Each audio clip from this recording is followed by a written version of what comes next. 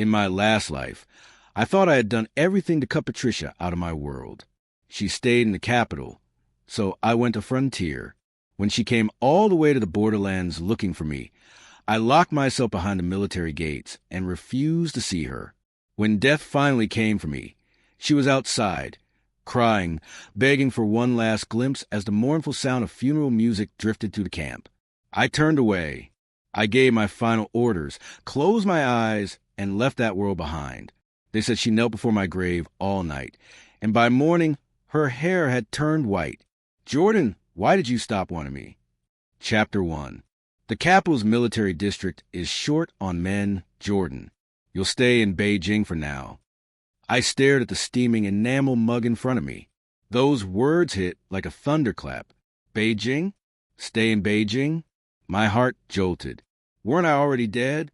My eyes darted to the wall calendar. 1983. I wasn't dreaming. I had been reborn. Reborn on the very day before I went to Patricia's house to propose. In my past life, I'd been thrilled that day. Staying in Beijing meant being close to her. I thought that would be enough. That love and effort could win her over. I remember walking to her house with a proud heart, promotion papers tucked under my arm, gifts stacked high, fine liquor, silk fabric, the works. But she just stood by the doorframe, her face colder than a northern winter. I knew her heart was elsewhere. With Mario, the educated youth she'd been waiting for to get out of prison. Her relatives had whispered around her, "Patricia, Jordan's an officer. He's got a future. Mario, who knows, will be free." And after all that persuasion, she sighed and gave me a single, indifferent enamel. Back then, I thought that tiny sound was worth more than gold. I treated her like she was made of it. Midnight runs for her favorite rice cakes, new curtains the moment she frowned. Anything to make her smile. But her heart stayed frozen. When Mario returned, she started visiting him again. I'll never forget the day I came home from patrol and saw her standing at the alley entrance, our daughter in her arms, waiting near his house. Later, when our little girl was 5, she held a wooden toy gun Mario had given her and said, "Daddy, Uncle said once he saved enough money, he'll take us to the South." By then, I was better than halfway between life and death. One night, half conscious, I heard Patricia whispering on the phone in the corridor, her voice steady and cruel. "Once Jordan's death compensation comes through, we'll have the wedding and give the child a proper name." That was my wife, planning her next wedding while I was still breathing. When I opened my eyes again in this second life, I made my choice. "Commander, transfer me to the Frontier." He froze mid-sip. "The Frontier? You know what that means. 5, maybe 8 years out there. You sure about this?" He hesitated. "And what about Patricia? Weren't you planning to propose tomorrow?" "No need," I said. "It's off." He slammed his mug down, frowning. "What's going on with you? Yesterday you were desperate for the recommendation letter. Did you two fight?" "No fight," I said quietly. "Just figured some things out. Beijing's nice, but the Frontier needs me more." He studied me for a long time, smoke curling between us, before sighing. "Fine. You've got 5 days to think it over. Change your mind before then, and I'll pretend you never said this." I nodded, stepped outside, and breathed in the sharp autumn air. The sky was painfully blue, so different from the dim gray ceiling I'd stared at in the hospital in my last life. I needed to tell my parents. They'd probably scold me for giving up comfort for hardship. But Patricia? I'd already wasted one lifetime chasing her shadow. This time, I was done. As I passed the department store, a red Bellagio dress caught my eye, the same one I bought her once. I paused and turned away. Red dresses. Patricia, none of it has anything to do with me anymore. When I stepped into the courtyard, both my parents turned at once. "Jordan, you're back," my mother beamed, dusting her hands off and gesturing proudly at the piles of red silk and shiny thermoses. "Look at this quilt pattern. Beautiful, isn't it?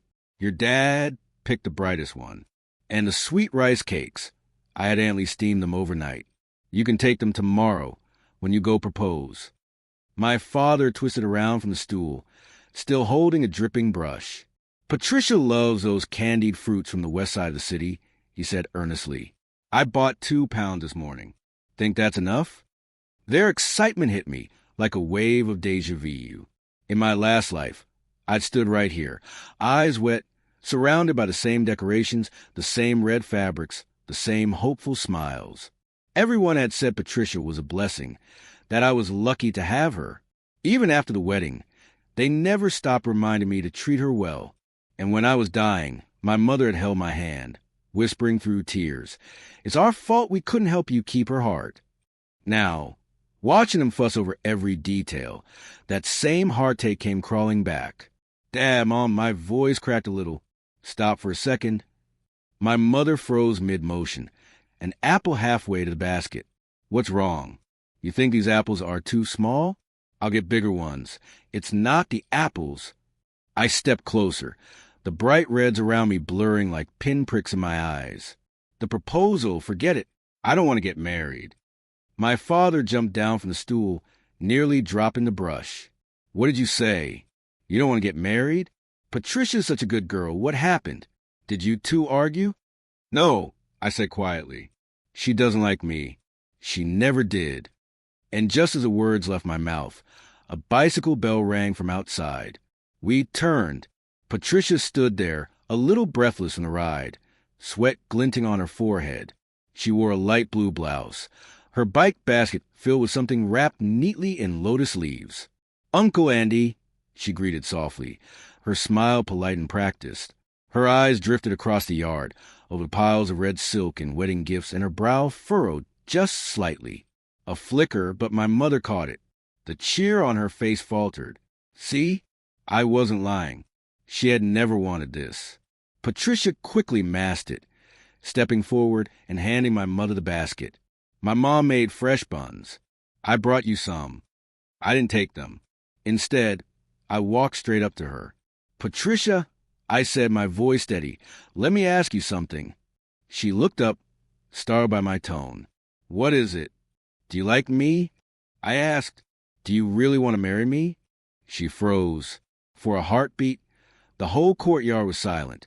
Her lips parted, but no sound came out. And in that flicker of hesitation, just a blink of resistance, I saw the truth, the same truth I'd ignored once before. In my last life, she nodded under pressure, her heart already promised to someone else. We'd both lived out that mistake in misery. I wasn't going to repeat it. I smiled faintly. "As you wish. I won't bother you anymore." Her eyes narrowed, confused. "What do you mean by that?"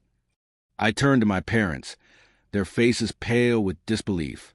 "It means what it sounds like," I said quietly. Patricia's expression hardened. Maybe she thought I was bluffing, or maybe she simply didn't care enough to argue. She forced a polite smile. "Uncle Andy, I'll be going then." And just like that, she pushed her bicycle away. The bell jingled once, twice, then faded into the distance, leaving behind a courtyard full of red silks and broken expectations. My mother was the first to speak. She grabbed my arm, her voice trembling. "Jordan, what's going on?" "Patricia." "Mom," I interrupted gently. "Let it go. I'm not marrying her." My father crouched down, picking up the fallen brush. He didn't say a word. Only the rustle of fabric in the wind broke the silence. A soft, lonely sound that mirrored the ache in my chest. Maybe this was for the best. In this life, I wanted to make at least one choice of myself. As for Patricia, her love, her dreams, the future she longed for, none of it had anything to do with me anymore. The canceled proposal spread through the compound faster than wildfire. By morning, everyone knew. Since I hadn't shown up at Patricia's house, I had become the day's hottest gossip. Old Wong from a mailroom gave me a few curious glances as he handed over the newspaper. Even Aunt Lee in the cafeteria couldn't resist, leaning over with her ladle. "Jordan, what happened? You two break it off?" I brushed it off with a vague, "There's been a change in assignment." But I knew this wasn't the end of it.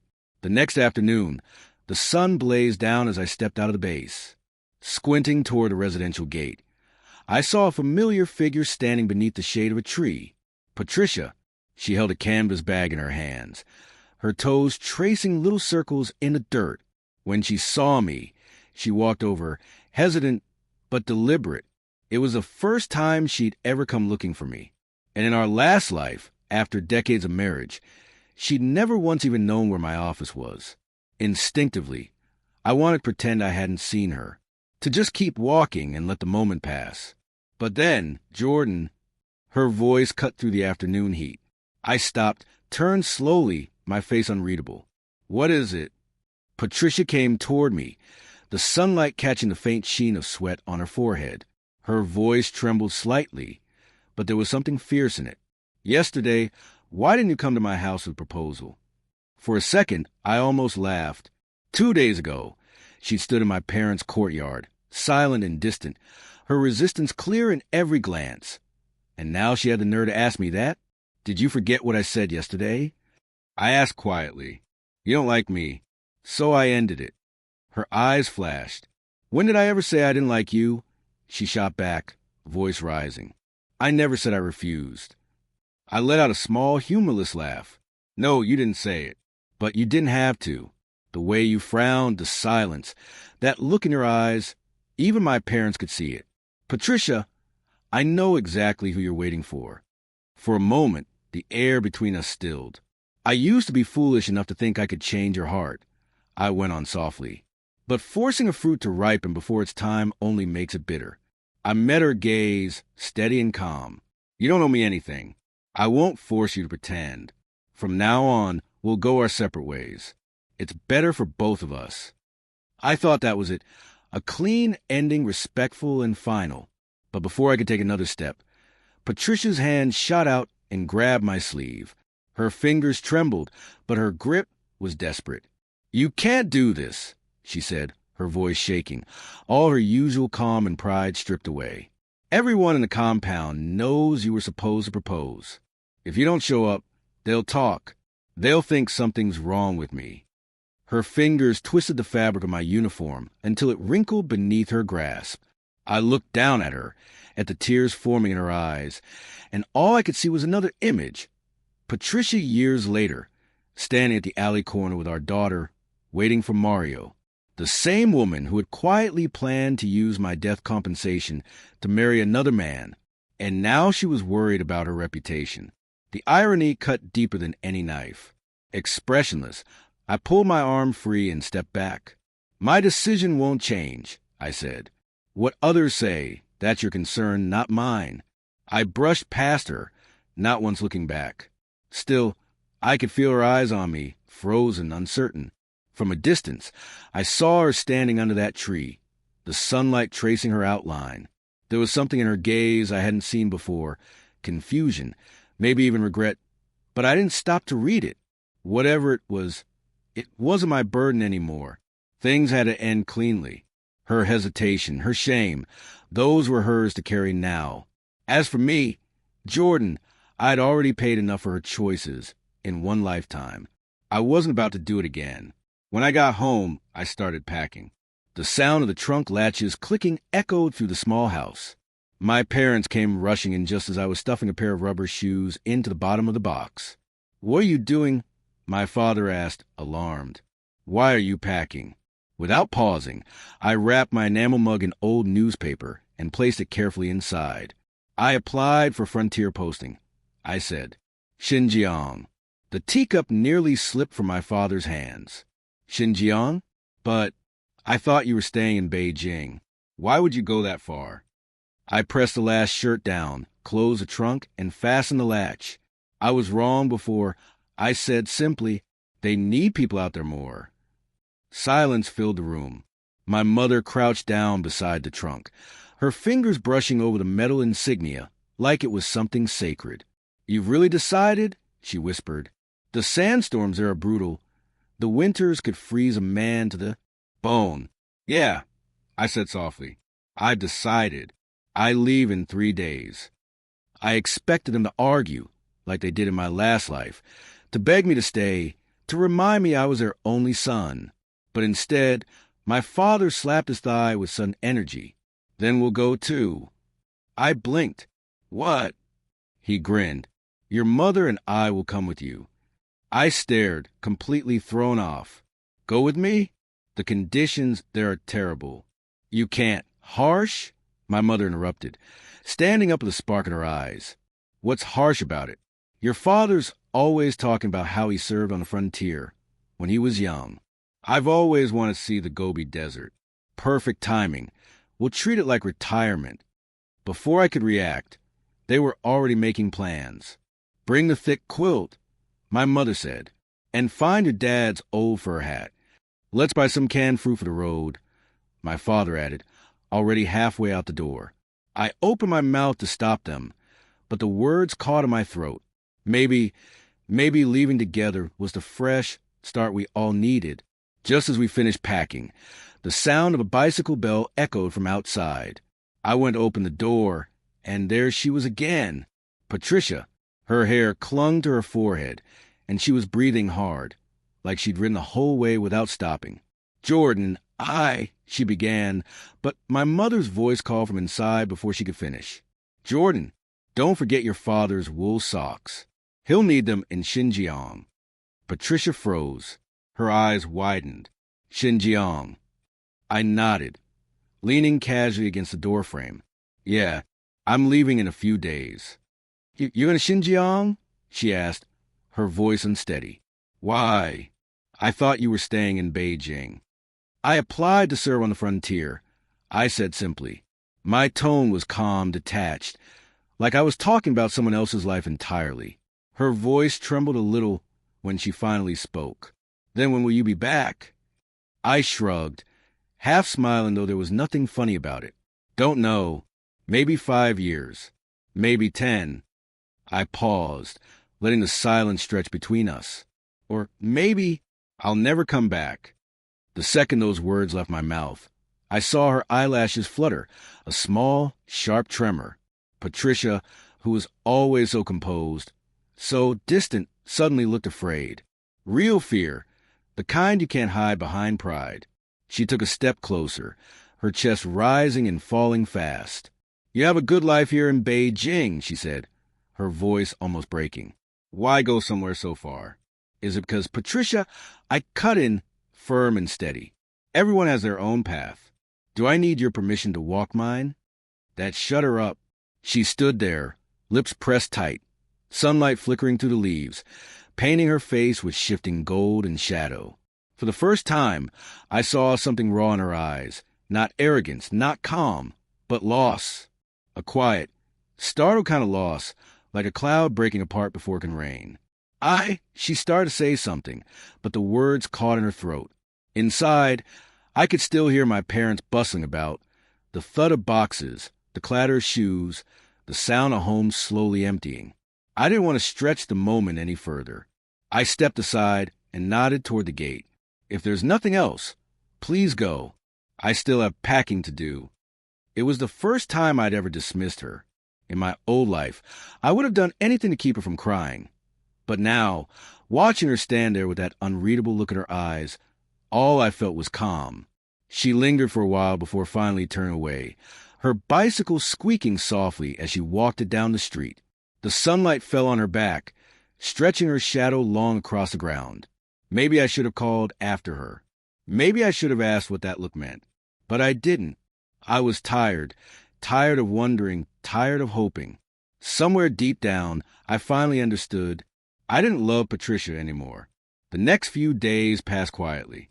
The military district gave me time off to pack, though I wasn't expecting the one person I'd see most often to be her. Every other day, Patricia showed up again, sometimes morning, sometimes noon, the ring of her bicycle bell announcing her arrival like a curse. That afternoon, I was stuffing biscuits into a wooden box when her voice came again from the gate. I opened it to find her standing under the scorching sun, cheeks flushed, the tip of her nose red. Whatever patience I had left was gone. Why are you here again? I asked, sharper than I meant to. She froze. The hurt in her eyes was immediate, raw. Jordan, you never used to look at me like that. Her voice wavered, carrying that same tremor that once used to undo me completely. In my past life, that sound would have melted me in an instant, but now, it only gave me a dull ache behind my temples. I leaned against the doorframe, studying her tear-streaked face, and realized there were things I needed to say, things that had to end. I sighed, motioning her to the shade beneath the tree. Patricia, I began softly. You said it yourself, that was before. Back then, I liked you. I really did. I chased you with everything I had, dreaming about the day you'd finally say yes. I looked at her, the sunlight catching the edges of her hair. But I'm not blind. I knew where your heart really was. With Mario, whatever kindness you gave me was just politeness. Even if I'd kept holding on, it wouldn't have ended well. I stopped myself before I could say in my last life. The words almost slipped out. Instead, I just said quietly, anyway, I figured it out. Keeping my distance from you is better, for both of us. Go live your life, Patricia. Go after whoever you want. It's none of my business anymore. I thought I was being decent, kind, even, giving both of us a clean goodbye. But she broke down crying, shaking so hard, I almost reached out on reflex. I'm not as cold as you think, she said between sobs. I do have feelings for you. Her words hit like pebbles, small, soft, and ultimately powerless. Inside, I felt nothing. Just quiet, just space. She loves me, the same woman who once stood outside Mario's house with our daughter in her arms, planning to use my death compensation for their wedding? It was too late. Forget it, I said finally, my voice low, tired. But she didn't stop. I'm not lying, she pleaded. I just didn't know how to face you. About Mario, her voice cracked. She looked so small, eyes red, trembling like a leaf in the wind. But all I could see was the memory of her from that other life. Calm, unfeeling, watching me fade away. Rebirth hadn't made me cold. It had simply burned everything clean. The love, the heartbreak, all gone, leaving only the shape of the scars. I understand, I said softly, but it's too late. She stopped crying, staring at me like she didn't understand the words. I'm going to Xinjiang, I said, each syllable deliberate, and I might never come back. Whether you love me or not, it doesn't matter anymore. The courtyard went quiet then, broken only by the sound of her muffled sobs. And just like that, it was over. I didn't look back. I just turned around, went inside, and closed the door behind me. Outside, her crying came in soft, uneven waves, thin and trembling, like a needle pressing gently against the skin but never breaking through. Leaning against the door, I stared at the packed luggage by my feet and felt something I hadn't felt in a long time. Relief. She had finally said she had feelings for me, just as I was ready to walk away for good. But this time, her tears didn't move me.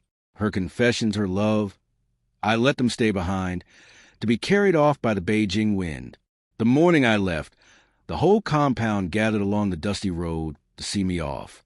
With my duffel bag slung over my shoulder, I shook hands one by one. Familiar faces, kind smiles, while my parents busied themselves near the truck, tying down the last of my luggage. The sunlight caught and silvered their hair, and for a brief second, I felt warmth bloom in my chest. The truck engine sputtered to life with a deep, uneven rumble. I waved through the window, smiling faintly at the crowd. Then, in the rear-view mirror, a blur of motion caught my eye. Patricia. She was running after the truck, her hair flying wildly in the wind, her steps desperate and unsteady. I frowned and tapped on the partition behind the driver. Stopped for a moment. The truck screeched to a halt. I jumped down, gravel crunching beneath my boots. Patricia stumbled up to me, out of breath, hands on her knees. When she lifted her head, her eyes were red, tears streaking down her face, soaking the front of her blouse. "Jordan," she gasped, reaching for me, her voice breaking. Could you not go?" The wind from the distant Gobi carried a faint hiss of sand, a whisper of the storms that were waiting for me. I looked at her tear-soaked face and felt calm, completely calm. In my past life, I had imagined this exact scene countless times, her chasing after me, crying, begging me to stay. But now that it was finally happening, it felt hollow, faded, like watching a dream you'd already outgrown. "I regret it," she said through her tears. "Every time I think of you leaving, I feel terrified. I don't want to lose you. Let's get married, Jordan. Right now." I'll go with you to Xinjiang. I'll do whatever you say. That word, Mary, once meant everything to me. I dreamed of hearing it from her lips. But now, it just sounded like an echo that had arrived too late. I gently freed my sleeve from her trembling grip. The fabric was still warm from her hand, but my heart wasn't. "Patricia," I said softly, "don't try any more. It's too late." Her head snapped up, eyes wide with disbelief. "What do you mean, too late?" "I'm telling you I love you, that I want to marry you. How can it be too late?" "Because," I said, taking a slow step back, "I don't need it anymore." Behind me, the truck engine thumped steadily, like a heartbeat calling me forward. "I'm going to Xinjiang," I said. "That's where I'm meant to be." "I'll go with you," she cried. "I can learn to cook, to sew. I can take care of you, your parents." "No!" I cut her off gently. Turning toward the truck, I added, "Stay in Beijing. Find someone you truly love. Live the life you actually want." I didn't look back again. I climbed into the truck. My parents glanced at me, worried, but I shook my head. "I'm fine." The engine roared to life, gravel crunching under the tires, a sound that felt rough and final. Through the small window, I saw Patricia standing where I'd left her. The wind tore at her clothes, her hair. She looked like a fading flag in a storm. Her mouth moved, shouting something I couldn't hear. The words swallowed by the rumble of the engine and the wind. The truck picked up speed. Her figure grew smaller, until it became just a blur swallowed by the dust of the road. When we finally reached the core station in Xinjiang, the Gobi wind hit like knives. Life there was hard, training, patrols, long hours under a sun that burned without mercy. Sweat evaporated before it hit the ground. Nights were cold, quiet, endless. Every so often, the communications clerk would come around with a bundle of letters. More than once, I saw her name, Patricia, written in her careful, familiar script. She wrote about ordinary things, the compound gossip, her new job, the change of seasons, and always, at the end, one small question: "When will you write back?" I never did, but I kept every letter, stacked neatly in a wooden chest beneath my bunk. Sometimes, late at night, with the desert wind howling outside the tent, I'd think of her, her voice breaking as she cried, "Let's get married." A flicker of something would stir inside me, then fade, blown away by the Gobi wind. The debts of my past life, the ties of this one, they'd all been cut the moment I closed that truck door. She had her Beijing. I had my Gobi. From that day on, mountains and rivers lay between us, and our paths would never cross again. But Patricia's persistence, it was stronger than I'd imagined. Her letters kept coming, month after month, for 2 whole years. The brown envelopes piled up at the bottom of my chest, gathering a thin coat of dust. In that time, I led my first border reconnaissance mission. We made it back safely, and the medal that came with it changed everything. My rank, my title, my place in the world. The color of my epaulets deepened. My voice on the training ground grew sharper, steadier. When I shouted orders, new recruits straightened their backs like arrows. The wind and sand of the Gobi had carved their marks on my face, tempered my eyes until they gleamed like steel. People call me Commander now. No one remembered the young fool who once chased after a girl in Beijing. Then one blazing afternoon, the communications clerk burst into my office, breathless. "Commander, there's a young lady at the gate asking for you. She says she came from Beijing."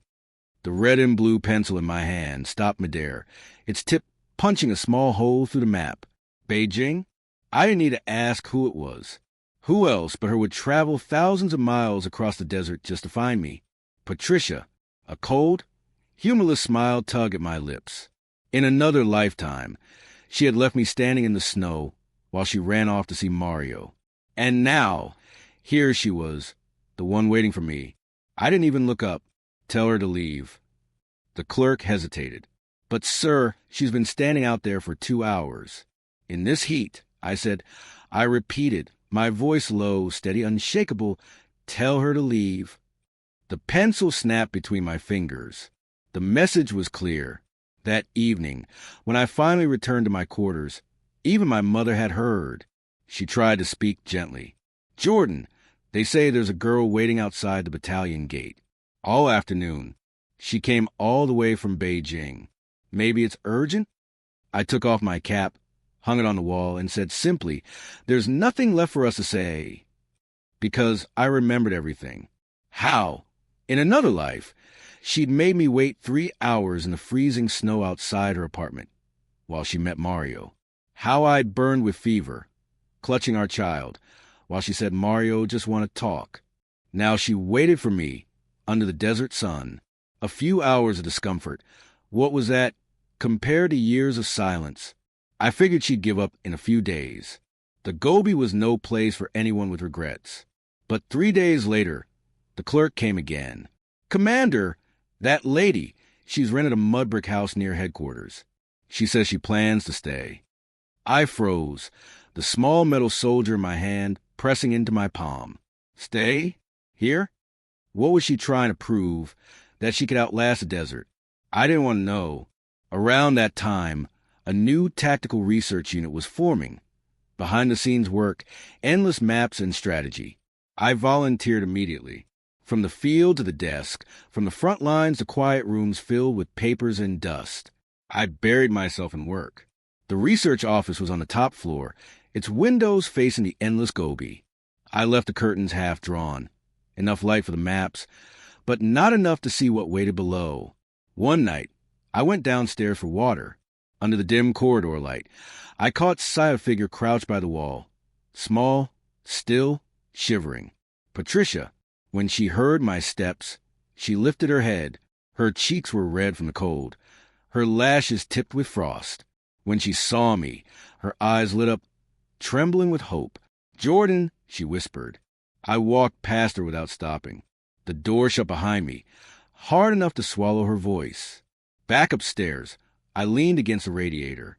My heart was quiet. No anger, no pity, just stillness. What she owed me in that other life, I no longer cared to collect. But I would never, ever let her close again. Let her wait. Let the Gobi wind scatter her longing. As for me, my battlefield was no longer in love or loss. It lived here, across the maps, within the strategies that guarded this vast land. The only place it did not live anymore was in Patricia's tears. Years passed. I sat in that iron chair in the research office for 5 long years. And every so often, like the stubborn desert grass that refused to die, Patricia appeared. Sometimes with a basket of raisins, she dried herself. Sometimes just standing quietly outside, looking up at my window. I heard she'd open a small clinic nearby, treating soldiers' families, tending to herders. Slowly, she became part of this unforgiving land. Once, I passed her clinic at sunset. She was wrapping a boy's wounded hand, the dying light painting her face in gold. There was something new in her, calm, steady, almost peaceful. I paused, then pulled the brim of my cap lower and kept walking. Later, someone mentioned that Mario had been released from prison, and someone from Beijing sent her a letter. She replied with just one line, "I'm doing fine here in Xinjiang." My pencil slipped, tearing a crooked line through the map, and for the first time in a long while, my hand trembled. In my past life, Patricia had counted down the days to Mario's release, and when I was dying, they plotted to use my death compensation to fund their wedding. And now, with Mario free at last, she chose to stay here, in this boundless wilderness, facing the door I'd long since sworn would never open again. The human heart, it's a strange, treacherous thing. Once, I had offered her mine, wide open, raw and beating, and she hadn't spared a single glance. But in this life, when I buried that same heart deep beneath the Gobi's endless sand, she came searching for it, trying to unearth what no longer existed. Maybe that's the way people are, always chasing what they've already lost. But she never understood. The day I was reborn, the warmth in me had already died. The winds of my last life had frozen my heart solid. There was no thawing it again. I never saw her after that. Not even when my parents passed away, one after another, in this cold desert that had become our home. I still remember the day I carried my mother's urn, standing atop a sand dune as the wind tore at my uniform. In the distance, I saw Patricia. She was standing by the compound gate, holding a wicker basket, her figure small against the horizon. She didn't come closer, and I didn't look twice. I turned away, letting my tears dissolve into the wind and dust. Before they died, my parents had both said the same thing. Patricia's a good girl, Jordan. Don't be so stubborn. But some wounds, only the one who bears them knows how deep they truly go. 7 winters passed. I spent them buried in tactical reports and battle simulations. The same iron chair beneath me every day. Then, one night, I coughed, and blood bloomed in my palm like a dark secret. The doctors confirmed what I already feared. Advanced lung cancer. The sunlight from the Gobi spilled across the diagnosis paper. The white, so bright it almost hurt. I folded it once, locked in my desk drawer, and went back to work the next morning. My pace slower, my breathing heavier. But I kept showing up because that's what soldiers do. When the end came, I was in the infirmary. The corridor outside buzzed with noise and muffled voices. A nurse leaned in, her voice soft, trembling. "Instructor Jordan, there's a Ms. Patricia outside. She says she wants to. Tell her to leave." I said quietly. "But, sir, I said, tell her to leave. I won't see her." She looked at me, really looked, then nodded. Outside, the first snow of the season had begun to fall.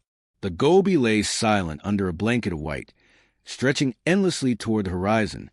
I stared up at the ceiling cracks as old memories drifted past like dust. The red brick alleys of Beijing. Patricia chasing after the moving truck. My parents packing under the fading light. Stacks upon stacks of maps scattered across my desk. But not her face. Never her face. "Instructor, any last orders?" the new battalion commander asked quietly, tears gathering his eyes. I thought for a long moment, then whispered a few notes about the border defense, the kind of details only soldiers care to remember before the last of my strength ebbed away. Outside, I could hear her voice. Patricia's voice, breaking, pleading, cry my name again and again. She begged me to see her. Just once. I didn't answer. Not a sound. And when her sobs faded into silence, the same kind of silence I'd heard the night I died in my past life, I let out one final breath. "That's enough," I murmured. Then I closed my eyes. The day of the funeral. The snow still hadn't melted. The soldiers stood in perfect formation, their uniforms crisp, their heads bowed as the mournful music rolled across the Gobi. And among them, she was there, Patricia, kneeling in the snow, wrapped in an old military coat that was far too big for her. The wind whipped her hair loose, her shoulders trembling as she stared at the gravestone. I didn't know how long she stayed after everyone else had gone. The snow kept falling, soft and relentless. When the wind shifted, I finally saw her face clearly and I froze. Her hair was completely white, white as the snow beneath her knees. "Jordan," she whispered, reaching out to trace the name carved into the cold stone. Her voice was hoarse, broken, barely human. Why did you stop wanting me?" Snowflakes landed on her cheeks, melted into tears, and froze again before they could fall. From somewhere far above, I watched her, small, shaking, surrounded by nothing but wind and endless white. And inside me, there was no anger, no sadness, just stillness, a hollow calm. In my last life, I had asked her 1,000 times, "Why don't you love me?" And in this one, she had asked again and again, "Why don't you want me?" The answers had long been carried away by the Gobi wind. Some love, once missed, is missed forever. Some people, once let go, are gone for a lifetime. And I, Jordan, in this life, I finally live for myself. Even if I left this world alone, I did not fail the uniform I wore, nor the land I swore to protect. As for her tears, her white hair, her sorrow frozen in the snow, let the wind take them. Let them scatter, like everything else that could not last.